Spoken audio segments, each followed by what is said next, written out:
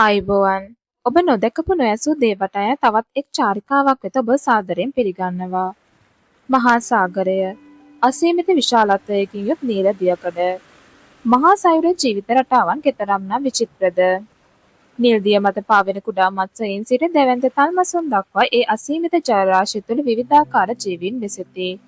ඔවුන්ගේ රහසගත ජීවිත සංගීතමය නාදයන් අපූර්ව මායාකාරී ලෝකයක් මවයි.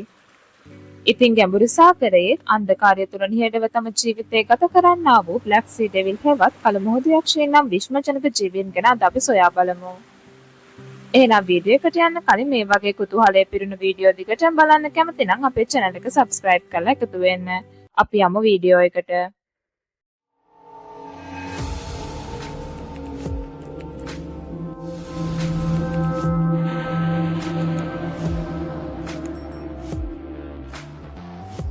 කළුමුහුදු යක්ෂයන් එවත් බ්ලැක් සී ඩෙවිල් ලෙස හඳුන්වන මේ සත්වයින් මෙලනොසිටිටයි පවුලේ කොටසක් සහ මෙලනොසිටස් කුලයට අයත් වෙයි.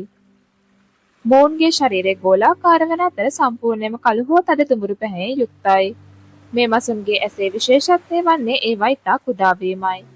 එමෙන්ම ඔවුන්ගේ වඩා සුවිශේෂී ලක්ෂණය වන්නේ හිසේ මතු පිට ඇති ආලෝකයේ විහිදුන සජීවී ඇමක් සහිත දිගු තන්තුවයි. මේ ඉලිසියම් ලෙස හැඳින්වෙයි. සාමාන්‍යයෙන් මීටර් 2000ක සිට 3000ක දක්වා ගැඹුරකින් යොත් සාගරයේ අඳුරු කලාපවල මෙම මසුන් ජීවත් වෙයි.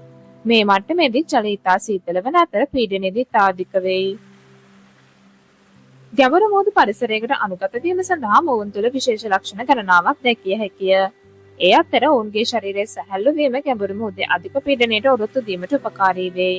එමෙන්ම ඔවුන්ගේ විශාල මුඛය හා යටි හනුව මගින් තමන්ට වඩා විශාල ගොදුරු ගිල දැමීමට හැකි වන අතර මේ ආහාර දුර්ලභ වන පරිසරයක ජීවත් වන මොවුන්ට ඉතා වැදගත් වෙයි.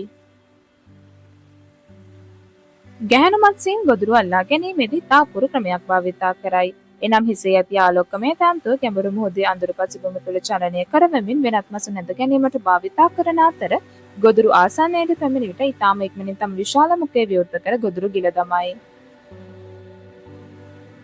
මෙම මසුන්ගේ තවත් ඉතාම විශේෂ ලක්ෂණයක් නම් ස්ත්‍රී හා පුරුෂ සතුන් අතර ඇති විශාල වෙනසයි. ගැහැණු මසුන් සෙන්ටිමීටර් 20ක පමණ විශාලත්වයක් වන අතර පිරිමි මසුන් සෙන්ටිමීටර් 3ක පමණ ඉතා කුඩා ප්‍රමාණයකින් යුක්ත වෙයි. මේ පිරිමි මසුන් ජීවත් වන්නේ පරපෝෂිතයන් ලෙසය. ඔවුන්ට ගොදුරු දඩයම් කිරීමේ හැකියාවක් නොමැත. ඔවුන්ගේ ආහාර පද්ධතිය ක්‍රියාත්මක වන්නේ තරුණ අවධියේ පමණක් වන අතර ඒ සමගම ඔවුන්ගේ ඇස් විශාල වී සංවේදී වෙයි.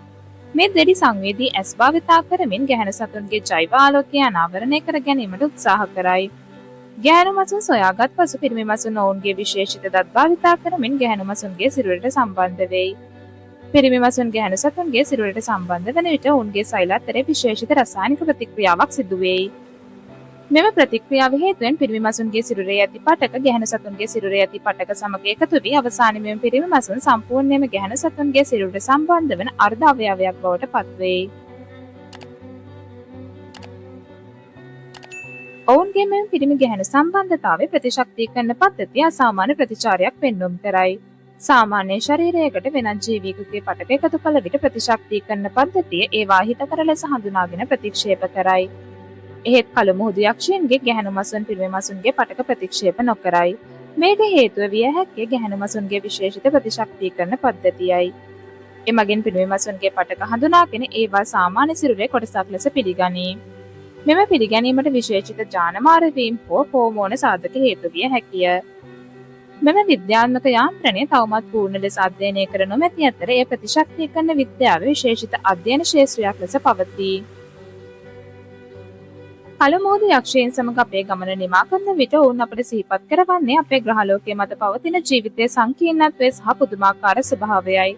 සාගර අධ්‍යයනයට වසර 100 ගණනක් ගෙවී ඇතත් අපගේ සාගරවල ගැඹුරුතම ස්ථානවල වාසය කරන මේ අභිරහස්මය ජීවීන් ගැන තවත් රහස් බොහෝමයක් අනාවරණය කර ගැනීමට ඉතිරි වෙත.